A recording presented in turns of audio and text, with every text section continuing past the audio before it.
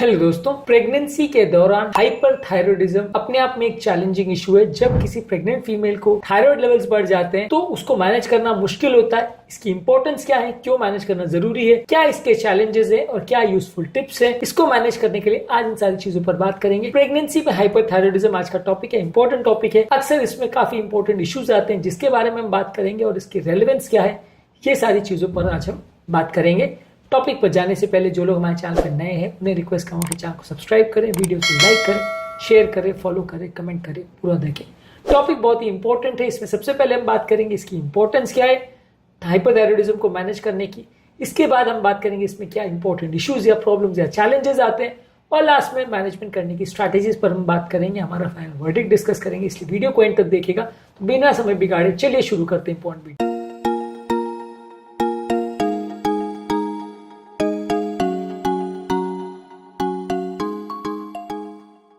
सबसे पहले इंपॉर्टेंस क्या है, माँ की हेल्थ के लिए इंपॉर्टेंट है, क्योंकि अगर किसी माँ को अगर हाइपरथायरॉयडिज्म है तो उसको पैल्पिटेशन होगा, वेट लॉस होगा, एंजाइटी होगा और ये सारी चीजें प्रेगनेंसी के टाइम बढ़ जाएंगी, जिसकी वजह से माँ को बहुत ज्यादा प्रॉब्लम, सिम्टम्स और कॉम्प्लिकेशंस होंगे। प्रेगनेंसी के दौरान भी कई बार कॉम्प्लिकेशन हो सकते हैं, जैसे बच्चे का मिसकैरेज हो सकता है, माँ का ब्लड प्रेशर बढ़ सकता है, प्रीक्लैम्सिया हो सकता है, माँ को हार्ट फेलियर हो सकता है, माँ सडनली हाइपरथायरॉयड स्टॉर्म में जा सकती है, यानी कि सडन थायराइड क्राइसिस में जा सकते हैं, जिसमें माँ और बच्चे दोनों की जान बचाना मुश्किल है। जहां तक सवाल है बच्चे की डेवलपमेंट का, बच्चे की ग्रोथ और डेवलपमेंट कॉम्प्रोमाइज हो सकती है, प्री टर्म बर्थ हो सकता है, अबॉर्शन हो सकता है, बच्चे का बर्थ वेट लो हो सकता है, इंट्रा यूट्राइन ग्रोथ रिटार्डेशन हो सकता है, यानी बच्चे का प्रॉपर ग्रोथ या विकास ना हो पाए। और कभी कभार जब एंटीबॉडी बच्चे के अंदर ट्रांसमिट हो जाते हैं तो बच्चा जब माँ के पेट से बाहर निकलता है तो बच्चे का हृदय की गति बहुत ज्यादा हो सकती है, उसको चिड़चिड़ापन या पुअर वेट गेन, ये सारे सिम्टम्स हो सकते हैं। इसके अलावा ये मैनेजमेंट इसलिए भी जरूरी है क्योंकि अगर प्रेगनेंसी के दौरान थायराइड हार्मोन्स का प्रॉपर रेगुलेशन होता है तो माँ और बच्चे का ग्रोथ और मेंटेनेंस प्रॉपर होता है और प्रेगनेंसी प्रॉपर्ली कंटिन्यू होती है। जब ये नहीं होता है तो माँ और बच्चे दोनों को कॉम्प्लिकेशन होता है, इसलिए रेगुलर मॉनिटरिंग और मैनेजमेंट जरूरी है। अब प्रॉब्लम्स इसमें क्या आती है, एक तो ये कि हाइपरथायरॉयडिज्म को डायग्नोज करना बड़ा मुश्किल है, क्योंकि प्रेगनेंसी और हाइपरथायरॉयडिज्म में काफी ओवरलैपिंग सिम्टम्स होते हैं, जैसे कि पैल्पिटेशंस होना, हृदय की गति का बढ़ना या घबराहट, बेचैनी होना, एंजाइटी होना, कमजोरी, सुस्ती का एहसास होना। ये सारी चीजें वैसे भी प्रेगनेंसी में हो सकती है, जो कि हाइपरथायरॉयडिज्म के फीचर्स है। इसके अलावा प्रेगनेंसी वाले पेशेंट्स को कई बार वॉमिटिंग बहुत ज्यादा होती है, जिसे हाइपर एमेसिस ग्रेविडेरम बोलते हैं। ये भी कई बार हाइपरथायरॉयडिज्म के साथ कंफ्यूज किया जा सकता है, क्योंकि दोनों में काफी सिमिलरिटी होती है।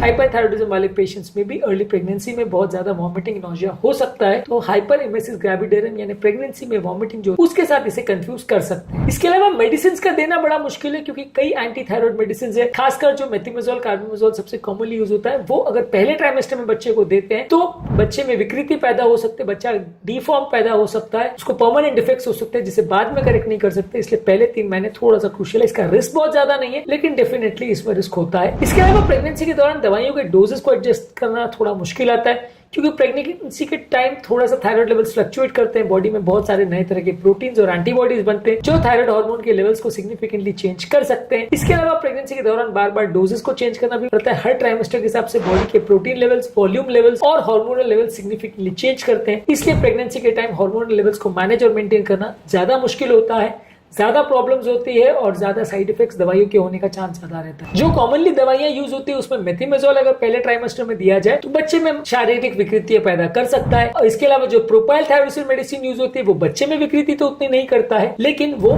लिवर टॉक्सिसिटी कर सकता है। और वैसे भी प्रेगनेंसी में माँ का लिवर थोड़ा कॉम्प्रोमाइज होने के चांस ज्यादा रहते हैं, इसलिए प्रोपाइल थायरोसिन अपने आप में थोड़ा इशू इसमें कर सकता है। इसके अलावा आपको प्री कंसेप्शन काउंसलिंग की आवश्यकता है, जिसमें माँ और फैमिली मेंबर्स दोनों को काउंसलिंग करने की आवश्यकता है कि उनको थायराइड के रिलेटेड क्या क्या प्रॉब्लम्स आती है, क्या इंपॉर्टेंट सिम्टम्स हो सकते हैं, क्या मैनेजमेंट में इश्यूज आ सकते हैं, आगे जाके किस तरह के रिस्क हो सकते हैं, ये सारी चीजें समझाना और प्रॉपर्ली पेन एंड पेपर में डॉक्यूमेंट करना कि कॉम्प्लिकेशंस हो सकते हैं, आपने समझाया, ये चीजें जरूरी है, क्योंकि कई बार ये चीजें इग्नोर हो जाती है और बाद में जब कॉम्प्लिकेशन होते हैं तो कई बार इश्यूज बढ़ जाते हैं। इसके अलावा प्रेगनेंसी की अर्ली फेज में जो टेराटोजेनिक रिस्क है दवाइयों का, ये भी माँ को और उसके फैमिली मेंबर्स को समझाना आवश्यक है। यदि आप नहीं समझाते हैं तो लॉन्ग टर्म प्रॉब्लम्स आने का चांस ज्यादा होता है। अब बात करेंगे मैनेजमेंट में क्या स्ट्रैटेजी। सबसे पहले तो कंसेप्शन करने से पहले ही एक यूथायराइड लेवल अचीव हो जाए तो ज्यादा अच्छा है, वो माँ और बच्चे दोनों की हेल्थ के लिए अच्छा है। इसके अलावा प्री कंसेप्शन के टाइम यदि आपने प्रेगनेंसी को पहले से प्लान करके रखा है तो मेडिसिन को आप प्रॉपर्ली मैनेज कर सकते हैं। यूजली रिकमेंडेड है कि पहले 3 महीने प्रेगनेंसी के आप प्रोपाइल थायरोसिन को प्रेफर करते हो, उसके बाद आप स्विच ओवर करते हो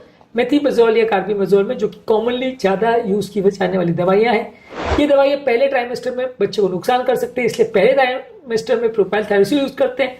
बाद के ट्राइमेस्टर में क्योंकि प्रोपाइलथायरोसिल से लिवर टॉक्सिसिटी हो सकती है और वैसे भी प्रेगनेंसी में लिवर कॉम्प्रोमाइज होता है, इसलिए उस टाइम पे आप मेथिमेजोल पे शिफ्ट कर देते हो। इसके अलावा आप बीटा ब्लॉकर्स का प्रयोग करते हो, जो कि अगर माँ की हृदय की गति ज्यादा है तो उसको कम करने में मदद करता है, और अगर बहुत ज्यादा प्रॉब्लम है और बहुत ज्यादा इश्यूज हो रहे हैं तो अगर पहले से प्लान है तो माँ का थायराइडेक्टमी आप पहले से प्लान कर सकते हो। अगर प्रेगनेंसी के दौरान ही सर्जरी करने की आवश्यकता है तो फर्स्ट ट्राइमेस्टर में ना करें, लास्ट ट्राइमेस्टर में ना करें। सेकंड ट्राइमेस्टर सर्जरी के लिए सबसे बेस्ट और सबसे सेफ टाइम है। हालांकि ज्यादातर ये बेटर होगा कि प्रेगनेंसी के दौरान जब तक मजबूरी ना हो आप कोई भी सर्जरी नहीं करो, फिर भी अगर मजबूरी हो तो आप इसे कर सकते हो। पोस्टपार्टम केयर के दौरान आपको रेगुलर बेस पे मॉनिटर करने की आवश्यकता है। पेरीपार्टम कार्डियोमायोपैथी और पोस्टपार्टम थायराइडाइटिस, ये दोनों ही चीजें होती है जो हाइपरथायरॉइड पेशेंट में हो सकती है। इसके अनुसार आपको मदर का जो एंटीथायरॉइड ड्रग्स है उसके डोजेस को मॉनिटर करना पड़ेगा, उसके सिम्टम्स को मॉनिटर करना पड़ेगा, और माँ और बच्चे दोनों को कोई प्रॉब्लम तो नहीं हो रही इसको मॉनिटर करना पड़ेगा, क्योंकि बच्चे को भी इन एंटीबॉडीज की वजह से प्रॉब्लम हो सकता है, दवाइयों की वजह से भी प्रॉब्लम हो सकता है। ओवरऑल एक कोऑर्डिनेटेड अप्रोच की जरूरत है, जहां गायनेकोलॉजिस्ट, फिजिशियन, एंडोक्राइनोलॉजिस्ट, कार्डियोलॉजिस्ट, ये सारे लोग मिलकर अगर इसको मैनेज करें तो कंपैरेटिवली केस को मैनेज करना थोड़ा इजी हो जाता है। यदि अगर प्रॉपर मैनेज नहीं होता है तो बहुत सारे तरह के कॉम्प्लिकेशंस होते हैं जो